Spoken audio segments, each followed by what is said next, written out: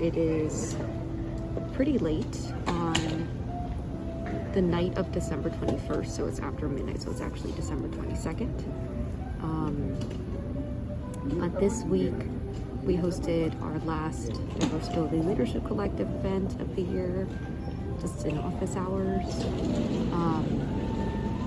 And then I took advantage of like a Dreamers and Doers offer for like writing support.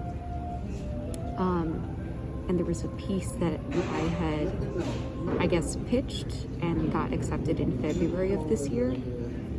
And then was working through a couple drafts with one editor, and then in May it was like right about to go live, and then the contact ended up switching, and she wanted to take the piece in like a totally different direction. So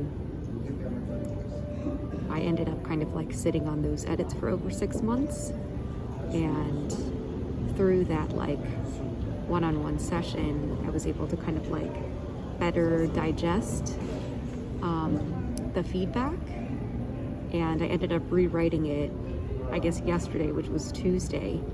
But I heard back from them today saying that they didn't think it was a fit for their publication.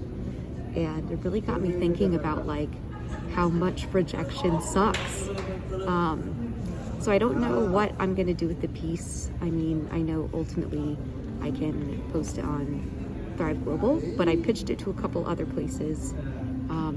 And since it's around the holidays, I don't think I'll hear back for a while, but it really made me feel for like writers of like having to constantly pitch pieces for places, and then the publication, you know, having the power to say that they don't think that it's the right fit, and then it's like lather, rinse, repeat if you're a freelance writer. But Tuesday I spent most of the day kind of getting ready for this long travel day today. We ended up upgrading our mattress from a full to a king, and we ended up getting that, and then we came to today,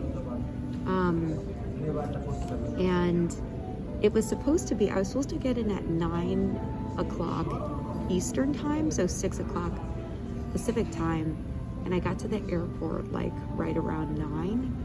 So it was supposed to be like 7 hours, but I had a connecting flight. And I guess my lesson here, which I have known all this time, is to, if you have a chance to get a direct flight during these high travel moments, whether it's this time of year in December, right around Thanksgiving, Memorial Day, any like large travel day, just like take the direct flight.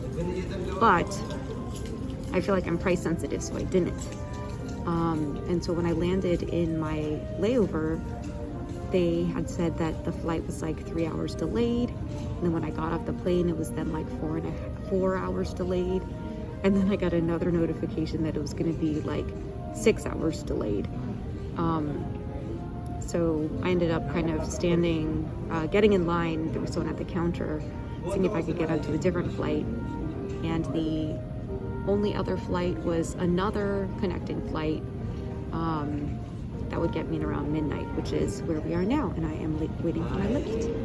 So what was supposed to be like a 6-7 hour travel day turned into a 14-hour travel day. But that's why I don't like make any plans on travel days, because you just don't know what's going to happen with flights and stuff. But that's my update. Also with the writing stuff, like I'm anticipating I'm going to be doing a lot more writing in 2023. So I'm kind of like exercising my writing muscles and getting ready for kind of that editorial process of like having to go back and forth with feedback, producing something that isn't in someone's like the direction that someone wanted, or they would decide to go in a different direction. But yeah, definitely like for a quick second there, like I felt it. I was like upset, and you know, a part of me had wished that I had taken advantage of the feedback sooner. But I already have a piece published on Inside. Oh, oops, I'm not gonna say it, sorry. All right, I'm gonna check on my lift, and I hope all of you are having having not as long of travel days and that you get to wherever you're spending the holidays safely.